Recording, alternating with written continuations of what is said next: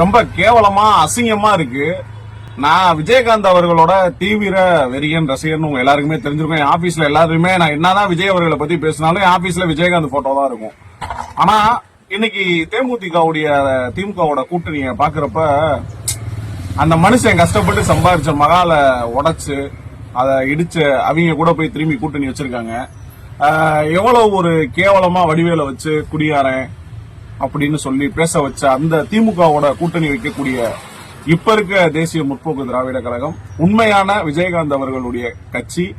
அது இன்னைக்கோட அது முடிஞ்சு போச்சு. இது விஜயகாந்த் அவர்களோட மகன் படத்துக்கெல்லாம் நானே ரிவ்யூலாம் கொடுப்பேன். ஏன்னா எனக்கு வந்து என் தலைவனுக்கு நான் செய்யணும், அதை அவங்க மகனுக்கு நான் செய்யறேன்னு ஒரு பெருமையா அதை நான் செஞ்சேன். ஆனா இன்னைக்கு இந்த திமுகவோட கூட்டணி போனது வந்து அது திருடர் முன்னேற்ற கழகம்னு எத்தனையோ வாட்டி பிரேமலதா வாயிலே சொல்லியிருக்காங்க. இன்னைக்கு பதவி வெறி புடிச்சு பணவெறி புடிச்சு மக்கள் மனநிலைய அறியாம அதை அப்படியே ஆப்போசிட்டா எதிர்த்து இன்னைக்கு கேட்கக்கூடிய இந்த கூட்டணி பேரம் அப்படின்றது மக்களால் ஏற்றுக்கொள்ள முடியாத ஒரு விஷயம். அசிங்கமா இருக்கு, கேவலமா இருக்கு.